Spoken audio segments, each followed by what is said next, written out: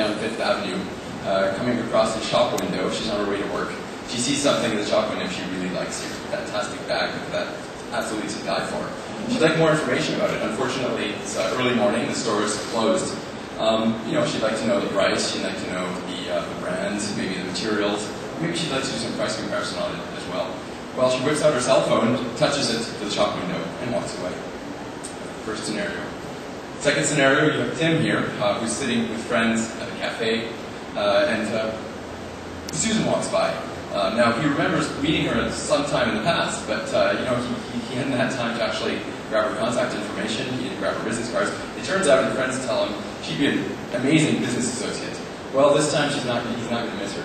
He touches his cell phone to hers and captures her information. Now, what Susan and Tim are doing here, they're building their social scrapbook. So this is a view of Tim's social scrapbook. You see Susan here in the middle, her social networking information. You see her social networks. You see also some of the loyalty programs she might be part of. Just a little cup of coffee there. She happens to be part of the Nespresso loyalty program. That's interesting. You know, Tim also happens to like Nespresso. He didn't know they had a loyalty program. Clicks on that little cup there and finds out more about it. Now that's all well and good, futuristic. It's futuristic sounding, but actually when you think of it, that's what you do on the web today. On the web, you expect to be browsing around, you click, you dig, you share, you post, you take snippets of information, you send that to your friends. It's really easy, it's seamless, you don't really think about it. In the real world, we're still stuck with an interface. You know, we can't do things that easily. We're still here exchanging paper business cards. How antiquated is that? Well, what I'm here to present to you is Poken. We're trying to preempt the future here with a set of accessories, both for consumers and for marketers, that are really intended to be ahead of a wave that's coming up. Some of you might have noticed in those pictures the Nokia phone. NFC, near-field communications technology, is coming to the market in the next few years. Experts expect it to become mass market maybe in 5 to 10 years. At the moment, there's only one phone that was presented at CES this year, the Nokia 6131, that has this kind of technology where you can touch objects and capture information. Who here has a Nokia 6131? Nobody. Okay, well, great. Well, Poken achieved a better penetration in this audience than Nokia. That's quite impressive. All right. So I'll show you a little clip about the user aspect of Poken. I'm talking about the marketing aspect. Most of you here are marketers, so I have part of my pitch about the marketing aspect and the user aspect. So Pokens are little accessories. I'm wearing one here today. We call it your social business card. And you can capture people and places by just touching them. Hopefully this. Hi there. My name is Stefan, and this is Poken. It's a new way to stay in touch. So we've just met and we hit it off. We'd like to see each other again. Well, I could take a piece of paper and write down your name and email address. Or you can pull up your Poken and we touch them together. They glow. We're not connected. You've got access to my Facebook, my MSN, my Skype, LinkedIn. You've got my photo, my email address, my phone number. You name it. There's over 30 networks. So how does it work? Well, Poken has a little USB connector. You stick it in your computer, and it pops up a website where you create your social business card. It's a little card where you put the stuff about you that you'd like to share in your Poken people. So why did we create this? When you meet someone in the real world, even your current friends or colleagues, with Poken, you can capture a snapshot of that moment and keep it for later. All your friends are stored in the timeline, so you can easily find them. Say you met someone 2 weeks ago when you were with your friend Jim. You don't remember their name. Well, you just scroll back in time and find them. Poken makes it easy to see what's going on with the people and places that matter to you. You can manage your contacts and sync them with Outlook or Apple Mail, and always have up-to-date information because it's your friends that manage their own cards. Poken is the bridge between your life online and offline.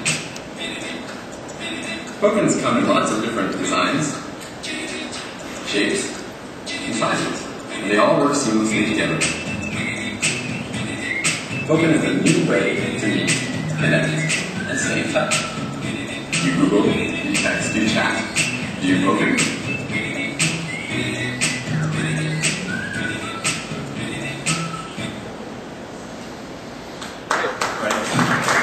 So that was a little look at what's in it for the consumer. Now I'm going to have a few slides about what's in it for the marketer. Poken is actually a scalable manifestation of social media. We use all of the existing social media tools online and bring them offline where it makes more sense. As an engagement tool, it's being used by big brands in events, in collaboration with social networks to increase engagement, to enable richer brand experiences, driving people to brand communities. By corporates, it's also used in conferences and events to analyze networking patterns and traffic at the events, and to help improve the flow and the structure of those events. We've done campaigns in several European countries. This is Tempo Music. It's a joint venture between Universal Music and Orange Big Telco. There they used Poken as an engagement tool, helping their consumers, drive consumers to a website where they have a brand community where they can share information with their friends. We also see up here what we call Poken Dome, that little figurine with the big hands. It's a physical location. You can poke in that location and capture information about the event, which you can then share with your friends. We had a similar concept with IBM in Germany and South Africa. They're using Pokens as part of big conventions where you can poke in the speakers and pick up, for example, their slide decks and other information about their talks. We've also done events with KPMG in France where they've used Poken as a recruiting tool in college campuses. There again, to drive the consumers towards their stand and engage a longer-term relationship with the users. So we've built with the social media, the existing social media tools such as Facebook, LinkedIn, and so on. The marketers can establish a relationship with the consumer. Here I have a couple of charts that hopefully will please the marketers again. What you have on the top is the long-term value of building a relationship through online. So when you build a relationship with the consumer online, it's a long-term process. You have access to that consumer over and over again. You can send them emails, you can have them on your website, looking at new information over time. It's good over the long term, but it's difficult to keep user engagement. It's really difficult to keep the interest of the consumer, and it tends to tailor off after a certain time. The bottom graph is offline engagement.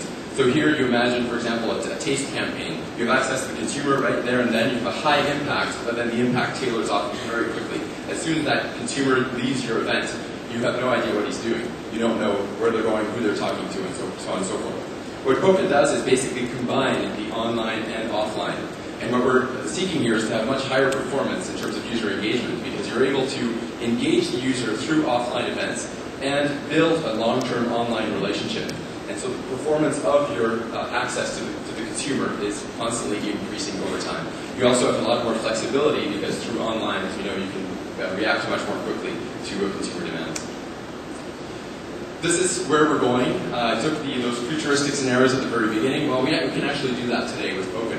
We tend to do it on a scale that is adapted to targeting specific micro-communities. Here you can see, for example, a shopping center where the objects or the products that consumers are looking at or interested in can be captured. You know where the user is going, what he's doing, and so on and so forth. Thank you very much.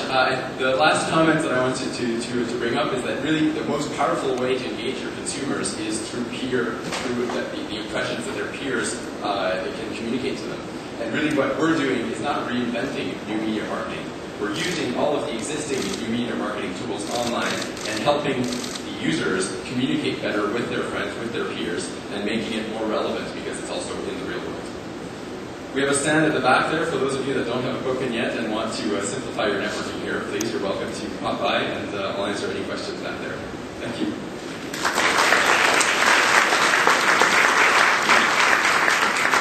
From Mateo, I'm head sales and marketing for North America. Have you ever hold a Lego box in your hand and thought, like, how would this look like once I build it? Or for advertisers, publishers, how can I extend my experience from print to digital? Well, the solution for that is augmented reality, and that is what Mateo does. Raise your hands if you know augmented reality, have seen it. Okay, good. At the end of my speech, we hope to have everyone raising their hand.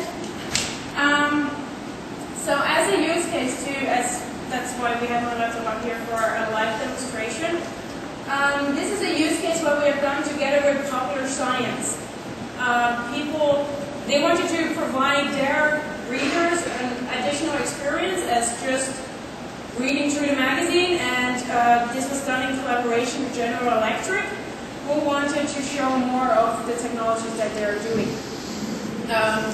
So on this cover, it was written that it's an interactive 3D cover. People were directed to go to a website where, as it is a new technology, there were instructions, a video as to how it works, but most importantly, of course, to launch the experience, which I'm here. It immediately turns on, as you saw, you have the webcam as the real time, and once I hold up my cover, we get this 3D animation coming up. And this is what is augmented reality, as having digital content, whatever, if it's a 3D animation, a movie, text, sound, whatsoever, in the real world, in real time. As I can really move this around, zoom in, zoom out. That's how it was done. So people, you may be asking us, okay, how does it work? We're really looking at the entire image here. So let me just restart this to show you. It's really all written off this front cover itself. So as soon as we have the webcam on and you show it, it recognizes it as the webcam is connected to the software and immediately runs. So I can really hold my hand, go over the cover, you see I'm messing with its features, but you can just go over it. So we're really using the entire cover for this experience. So let me continue with a couple of further use cases, as of course this is not all what is possible. I also wanted to share some metrics with you for the first online campaign that we did together with the Car Brand Mini. Is that it was a printout that was on the back of a German car magazine. 1 million copies were spread, and 3% of that 1 million actually went and used the application. Pretty good number. Was all in German. Another use case that could have been interesting for Sony Pictures as well was on the Universal Studios home entertainment for the DVD Blu-ray launch. Was both at the Comic-Con as online, where users got a print, hold it in front of the webcam again, do the same scenario, but most importantly that you also have the interactivity here. The users were able to blow into the microphone to have the flowers in the garden move, spin the flowers just by a mouse click, but of course, important for a movie studio is having a movie trailer in there. Actually, it has sound with it, but it doesn't play here, so sorry for that. So for an interactive method to see what the movie is all about. This is for a line. We also have point of sale. Lego, for example, was the example that I just mentioned. Have you hold up a box in your hand and look how would this look like with a building? Not everybody is able to look at a box which is a 2D image and, okay, how would this look like? So with augmented reality, you take a box off the shelf, you hold it in front of the kiosk as was just shown in the image, and you have the content displayed in 3D. And this can be done with all the boxes that are surrounded by the kiosk installation. Mobile.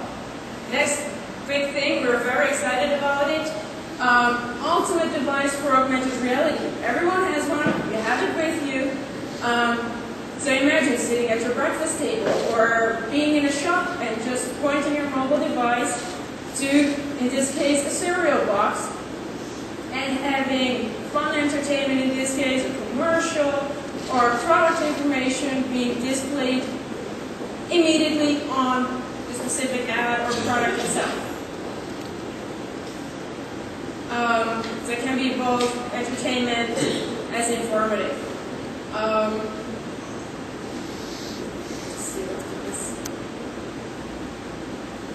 And this was really as a proof of concept, so not done by the brand that is shown here, just for your information.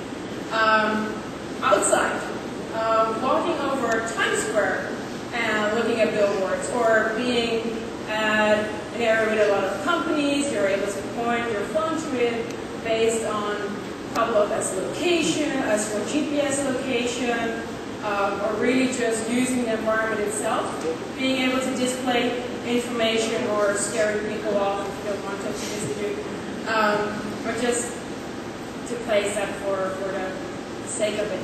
We're launching November 2nd a mobile augmented reality platform, first on the iPhone, 3G and 3GS, where we're taking augmented reality social. So people are here able to take a picture of their environment, select a model from the database that we have. They can then, as you see, they get an alien in it. They're able to move it around, zoom in, zoom out, whatever they want. Once they're happy, they take a screenshot and are then able to share that. We will have a server where people can share their information. The information that is saved then is as for the location, the image, the content, and the purpose of this is to have information blocks all over the world, and people, when they use the application, can either see what others have done at their location, able to use that same scene as just was saved, and then alter it and publish it again, or just show what is done in Europe. The other option, as you saw here, publishing it on Facebook. Here we have already seen, just during the development stage that we have done, and we have published our own images on Facebook. Everybody is commenting on it. That's what you just saw. How do you get an alien in your backyard? So here's really the social effect of it, but there are also other experiences as a live view, as using local search as to where's my nearest Starbucks, and seeing that in a live view as to the location for Starbucks, where it is. As I said, it is launching November 2nd. The platform is called Juneo.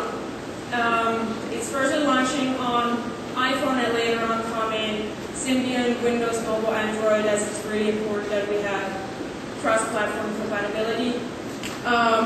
For launch partners, universal home entertainment, focus features, they're all included already, so that's very exciting for us.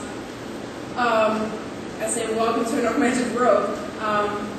Company Mateo, we have a booth there. As if you want to see any further demos, please come over. I'm happy to share them and discuss further. Any questions? All clear?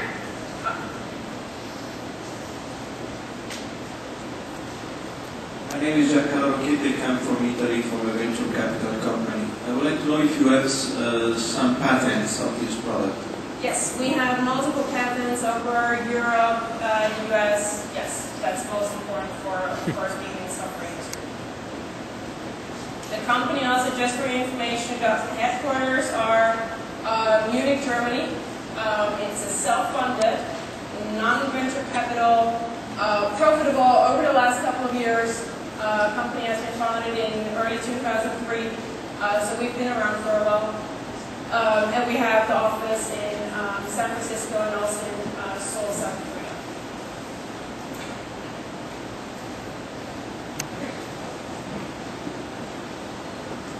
Questions: how long does it take to develop, for example, if you want to use this for a show or something like that? How many weeks, months, or days do you have to prepare yourself to do something like this? It's, all the applications are really depending on a couple of items as for a platform, complexity of the application and content, which is mostly the biggest factor. Online applications is, for example, GE, what I showed, 3 to 4 weeks, and you have it. Yes? Then I thank you very much.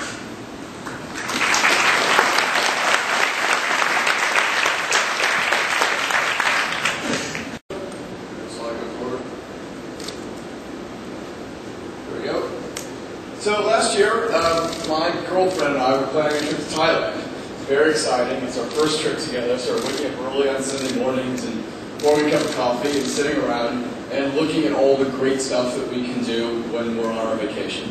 All the hotels, all the restaurants, you know, all the activities which make a great trip amazing. Hold on, we've got it. There we go. So we discovered that, you know, there's all kinds of great stuff to do in Thailand, but the problem was we had no place to hold all the information. We bookmark stuff, which basically sucks because bookmarks are a mess and you can never quite find exactly what you're looking for.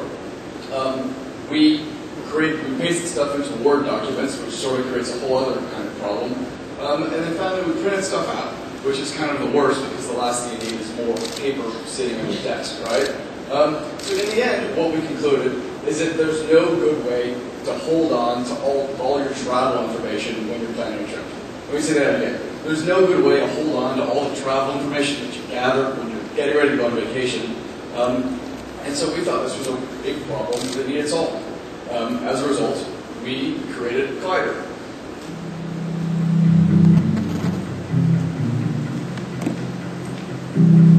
Every year, for my 2 weeks of vacation, I head to a white sand beach, a city, or away from it all. And the other 50 weeks, well, I'm thinking about my next vacation, which means I'm searching the web to find hot new hotels in Vegas, the best sushi in New York, or that perfect surf spot in Costa Rica. But where do I keep all the useful travel info I find? My bookmarks are a mess, and printing is such a hassle. So I use Glider.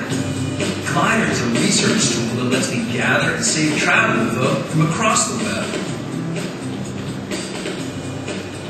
With Glider, the fun of travel begins the moment I decide to go. Here's how it works. When I come across travel info I want to save, I just click the Glider button on my browser, and down pops Glider. I use my mouse to highlight the text and photos I want to save, and then drag and drop them right into Glider. Simple as that. I can drag and drop hotels, restaurants, even adventure tours from any site on the web. Glider keeps all my travel info organized in one place, online, on any computer, offline, in a travel document I can email and print, or on my mobile device. But Glider doesn't stop there. Glider brings me deals specific to my trip, like great prices on hotels I've dropped into Glider. When I see a deal I like, I just click and book. Glider. It's how I plan funner trips. Now, if you'll excuse me, there's only 4 weeks and 3 days and 2 hours left until I'm kicking back on the white sand beach. So now you know what Glider is, let me tell you why you should care. In very brief terms, Glider turns user research into money. Not just in travel, but in any topic on the web where people are researching, gathering, and holding on to information. Like in verticals like these, perhaps in health, in finance, in automotive, in anything people want to hold on to, where they're now bookmarking, or printing stuff out, but they need an easier way to hold on to their research. As a result, if you're a publisher, Glider gives you the ability to make money on content collected from any site on the web, which is to say, content that may or may not be your own. So if you're a publisher, it's a way to monetize information that people have held on to that you actually didn't have to pay for. So it lets you move away from $4 CPMs and an advertising model that is troubled and into affiliate transactions and lead generation, and a way to get in between what people are about to buy and the purchase itself. What's more, it gives your advertisers and your editors a way to get off of your homepage and onto somebody's browser and travel with them across the web as they research and hold on information. If you're an e-commerce site, what Glider software lets you do is up your conversion rates materially. You know what somebody's interested in, you know what they're about to buy, therefore you now have the ability to serve up deals and promotions entirely specific to what their interests are. So this notion of spamming people with stuff that they may or may not want goes away, and you can finally start targeting people based on with granular specificity around what their interests are, and people will therefore buy more. If you're a brand marketer, it's a way to create a deeper and more meaningful connection with your users. You have basically a proprietary media channel onto somebody's browser that they can drag and drop information into and tell you what they're interested in by dint of their research. It's the more equivalent of me taking a scissor, cutting something out, sticking it into a folder, and then handing it to a marketer who can say, okay, looks like Jordan is interested in taking a trip to Taiwan. And all this happens before you buy it. So it's entirely pre-purchase. In conclusion, and we're going to keep this very short, Glider has the effect of multiplying the value of content and then monetizing it. So let me say that again. What Glider software does is it multiplies the value of content and then lets you monetize it. And it all starts with just a simple drag and drop from any site on the web into a very easily installed piece of software. Can I answer any questions from anybody? Okay, well, thanks. Yes, sir. How are you going to get people to download the software and start using it? So there's some. So the question is, how do we get people to download the software and start using it? Yeah. Well, it installs with 2 clicks and a restart of your Firefox browser. I'm sure it's very easy to actually do, but how are you going to make it something that people are going to want to do, and then how are you going to market it to the public? So I think the question is how they're distributed. We're in negotiations with a couple of big travel magazines to distribute it that way. There are viral elements built within the tool. There's a multiplier in the sense that I don't necessarily travel alone and I can share trips with other people.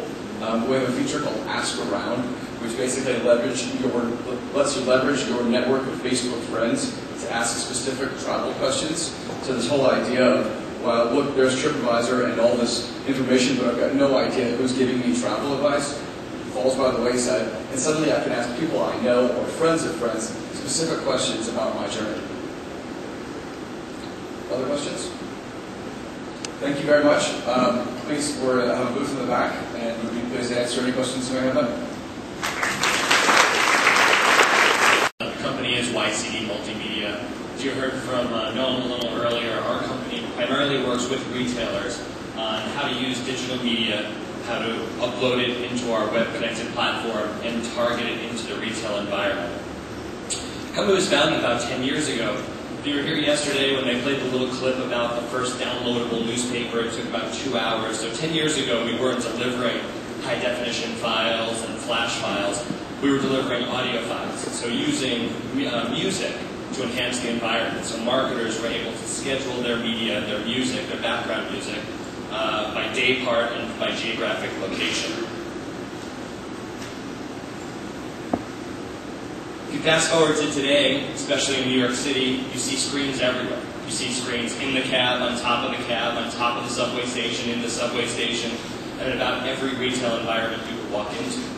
So we work with retailers on how to use digital media and how to manage that media to target it into the location as well as measure the success of it.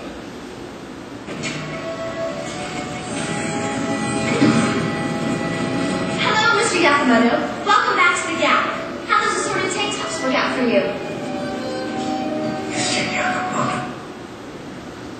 So, Minority Report came out in 2001 and depicted a future environment of 2050. What we talk about is personalization, targeting, and measurement is available now. There's many data sources that we all know about that are available inside of retail. Everything from the consumer's proximity to a screen, to the levels of inventory of specific products, to loyalty card information.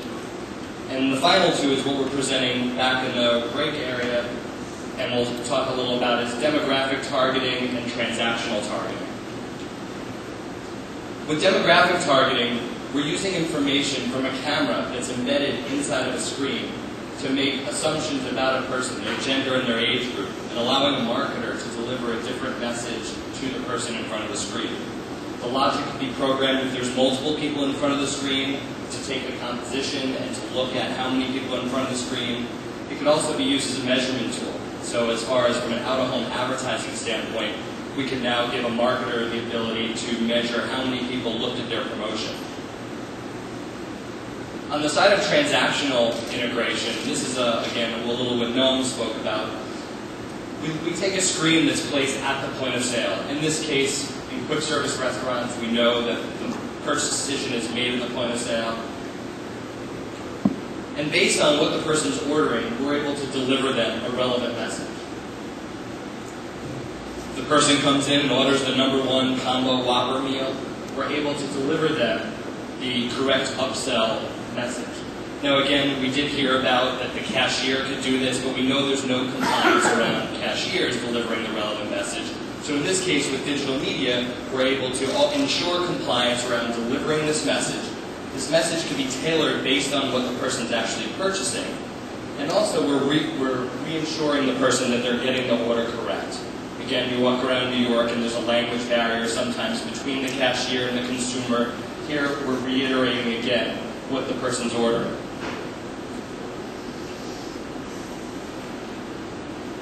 From there, we're actually able to take the transaction data. So we offered the person the $1 upsell. Did they take advantage of it? So really, we're taking a lot of the online learnings from banner advertising. If we serve you an ad, did you click through? Very similar to in the retail environment. We served you a promotion at the point of sale.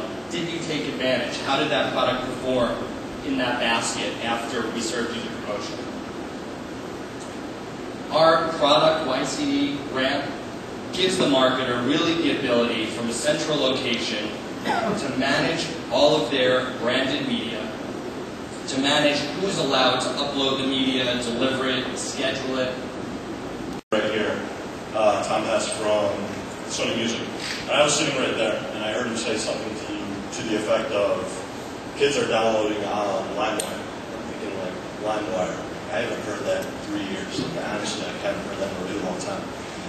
And I'm sitting in this East Village coffee shop, and I look around the room, and I'm like, all these people are just like me. Like, I already know what these people use.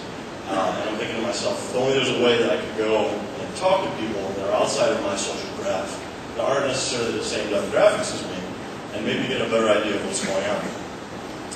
So I went on movie.com, and I went on our little chat sessions tab right here. You see this big call out right here is, what do you want to chat about now?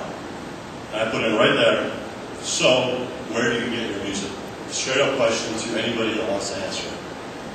And in this chat session, I immediately had, within about 2 minutes, 3 complete strangers from all around the world.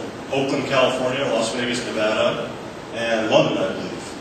2 girls and a guy jumped in and were ready to talk to me on this topic. I have no connection with these people whatsoever. They were on our community. They wanted to jump in because they saw the prompt, and they wanted to talk about it. So here's a snippet from me talking to Jan from Oakland, and basically I just wanted to feel her out. I wanted to find out, do you use LimeWire? What do you do? Let's just chat. I'm going to meet you. Jan? Hey, how's it going? It's going good. So I was wondering, you're in California, what do people use in California to download music? Well, I use iTunes, but in terms of like learning about music, we use Pandora a lot, or Last.fm. Do you still buy CDs or anything? I've heard of Pandora. I do. No, I'll buy new CDs from Amazon.com. Like if they're really cheap, but if it's cheaper to get it on iTunes, then I'll just get it from there. Yeah. But I never buy like real CDs anymore. Unless it's That's kind of cool. Awesome. So what just happened here? Like, what is that? Is that social networking? I mean, maybe. I don't really think so. Like I said, she's outside of my social graph. I may or may not pursue a friendship with her after that. Is this online dating? No. I like, Jan seemed nice. I have no interest in pursuing a romantic encounter with her. But something happened there. Like, there was some sort of social interaction that happened. Something was exchanged, something was gained. It was only 1 minute, but it had some value for both of us. There was a little smile on my face and a little smile on her face. So, I mean, what do you call this? Like, what is this? For those of you familiar with me, you probably know that we started about 3 years ago as online speed dating. And the nature of that session right there is actually an artifact of the structure of the original sessions. Meet 3 people in 3 minutes, and if you're wooed by them, you then befriend them and then get to pursue a romantic encounter. But our community started appropriating this technology in this form for things we didn't anticipate. So people started coming online to screen for new roommates, or talk about politics, or talk about the news, or talk about anything. And it wasn't necessarily romantic. It wasn't necessarily for meeting people or hooking up. It was just to create this connection with another person online in this entirely virtual form, and then maintain that relationship if it seemed like it was useful. So Craig Newmark was sitting here yesterday as well, and he said something about social capital. And I'm not entirely sure what that means. We're still trying to define what this is, because it's very organically grown around the community. We have thousands of people coming in every day during these sessions. If you went on the site right now, within the next 10 minutes, you'll probably see about 30 or 40 starting around any number of topics, any number of genres, anything. So let me go back to the question. I mean, what is this? We're here to talk about new media, new types of social interaction. And what this is here, maybe doesn't have a good name yet. Well, let's think about social interaction in the virtual space as a continuum. So you have social networking on this side. Think like the Facebooks of the world. And then on this end, you've got traditional matchmaking sites. Let's say eHarmony, Match.com. The former are really more about maintaining the social connections that you already have, whereas the latter are about matchmaking. Meeting that one person, getting off the site, and they've got a really systemic retention problem because you meet the one person and you get off. We're right here in the middle, this giant space. It's uncharted territory. What is this called? It's meeting new people online, instantiating that relationship right there, and then maintaining it in such a way that gratifies you somehow. So why is this relevant? So like I was saying, people are coming on and doing things that we don't anticipate. This guy here is meeting some girls at ASU because he's thinking about going to college there. So he's asking them questions, asking about ASU. Stephanie Pratt recently came on. She's from The Hills, a popular MTV show. She met some of her fans. Oh, and by the way, this is an example of the ability to, if both parties consent, make the video public, and then embed it, and then watch it for later consumption. We get the benefit of this as a third party. But Stephanie Pratt, for instance, embedded this video and put it on her website and says, hey, look how down to earth I am. I met all my fans. It's so great. Recently, we also had the band Carolina Lyre come on. They've got the jaunty tune. I forget how it goes. But they did the same thing. He sang a little song. Something of value was created there. Connection was made completely within the online space and wasn't necessarily consummated or taken offline. So why is this relevant? Why is this rather an opportunity for marketers? Well, social networks are traditionally very difficult places. It's a tough nut to crack in terms of advertising. On dating sites, actually, if you go to eHarmony and Match.com, go to this other side of the spectrum. You're hard-pressed to advertise anything besides dating sites. In here, we have the opportunity to think of something like a YouTube video overlay, for instance, where you're in this live interaction with another person, and you benefit from the lack of context. Let me explain what that means. On social networks, you're going to maintain those connections, you're going to check up on people. On dating sites, you know exactly what you're looking for people. People who come on to Moomy are browsing. They are the browsers of social interaction. And you can benefit from having a context. Right now, we're just throwing up anything that we have in sessions, we're letting people create their own. But as a marketer, putting out a context for a person to talk about anything, like you saw earlier, my conversation with Jan, that could have very well been a sponsored ad by Vivo. Vivo, was it Tom Hess? So let's say Tom Hess created that session, or his company created it, and it's all set up. A YouTube type overlay ad pops in. Hey, check out Vivo. Or, I don't know if you heard it, there's a song playing in the background. It was Bittersweet Symphony. So all day with kids who send on average 200 to 300 text messages a day, and who buy virtual things that don't exist in the real world and spend real money on that. And so I'm going to show you more or less why that's the future. Now, 97% of kids, and I'll say mostly teenagers in this, kind of 13 to 19, play video games, meaning almost every single teen plays video games. And in fact, video games on console, on the phone, online are the #1 thing that kids do online. The challenge has been that kids like to play with each other, just the way that my grandmother likes to play cards with the old folks at her old folks' home.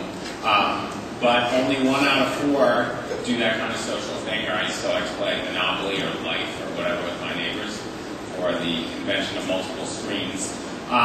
So playing has not been really social, and that's what we have created. We run a social gaming site for teens where kids meet each other from around the world and play live, synchronous games with each other. That's a game lobby. There's 6 people in that lobby. They're getting ready to play, and they are all playing live in that game against each other from all over the world. This is a very technically hard thing to do based on scaling and concurrent users, but we spent 2 years building this platform, and this game itself has been played almost 100 million times. Our market, who we kind of serve when I talk about these teams, are the 50 million kids in the U.S. who control $60 billion of spending, and there are another 50 million who speak English outside of the U.S. So you can see from this, we allow them to create their own profiles, which range from average to scary to pictures of animals. In general, the rule is girls put pictures of cute girls themselves or other cute girls on their profile, and guys put pictures of cars and sports figures. We do not spend any money on marketing. In fact, if you are not a teenager, you probably have never heard of us. Our traffic is 100% word of mouth, and in fact, our traffic primarily comes from instant messaging, meaning people play games and they invite other people to play, and those people join them. So Mevo, AIM, Facebook, anything that has instant messaging component, that's what drives us. This is a little bit about us more in depth. We have over 1.5 million members, million uniques. They play close to 500 million games a year. The average person logs in of that about 200 times a month. So this is like very abnormal behavior for old people like myself, but more normal behavior for kids. And we do about 500,000 virtual transactions in a room that's probably a tenth of this side with 13 sweaty dudes sitting in front of computers. To give you a sense of how engaging it is, this is kind of ComScore. On average, our users spend 260 minutes on our site, and they spend 240 minutes on MySpace, 180 minutes on Facebook. Now, the interesting thing about this is, okay, so kids like to hang out with other kids and play games online, but it's really about trying to make money from kids. It's about brand advertising and other things. So we sell virtual goods. This is an example in a game where you drive around and you get 3 hearts, and when somebody hits you with a love missile and you die, you hit the letter C, and for 400 coins you get an extra heart in the game. And you don't think about it, and you do that over and over again. And what we do to do this, as you've seen probably in Facebook and other places, is we manage a virtual economy to do so. So my C- in economics freshman year has really come back to help me quite a lot in this. And the way it works is we incentivize our users. The more you log in, the more friends you invite, the more coins you get. And then we price items so that they can buy some, and then we find out what they want, and then if they've earned 10 coins, the price of the item is 12 coins. So they have to buy the difference. So it's an arbitrage game where you use kind of a Skinner behavioral theory to get people to do things for you, and then you move the pie a little further away from them and force them to pay. Now, getting teams to pay is extremely hard. Our payment is primarily driven by offer platforms, which is very similar to Facebook as well. Meaning people take surveys and direct marketing offers. If you look, the lowest number of payment that we take is credit cards, because most teams don't have credit cards. If we were in Europe, this would be 95% mobile. That's how all virtual goods are sold in Europe. But in the US, we're not at that point where people are comfortable paying on their phones, and in relationships with the wireless carriers, they take half the money that people spend on their phone when they pay you. In addition, we're very focused on advertising because kids are time rich and they are cash poor or payment poor. And so we position this as a different kind of a media company. And the principal way is that when ads run on this site, users get coins. So if you see there's like that little white doughboy with the toaster strudel, competitor to the Pop-Tart, in the upper right-hand side, that ad runs while people are in the lobby waiting for the game. After that ad runs, coins pop out, users chase them. That way we know they haven't turned on the ad, gone to the bathroom, or gone to the fridge, and they earn them. So since there are very limited ways to get paid on this site to earn currency that you can use to spend, watching and engaging with ads is one of them. And as long as we keep those relevant to the demographic, they tend to enjoy it. In addition, we really focus on integrating brands into our environment. This is an integration we did for Ford Fiesta. Over 2 months, we generated 5 million impressions for them, and we basically fully rendered the car before it's launched in the US and put it in the hands of kids who are able to share it, give it to each other, and then interact with it in the game. The difference in something like this is you actually give them something that they want, that they can use, that has some value, and they in turn are able to use it in the game. We launched our first game about 2 years ago. We've tripled in growth. We're primarily big in North America. Those are our investors. I'm a nice guy, and we're based in New York City, and that's the end.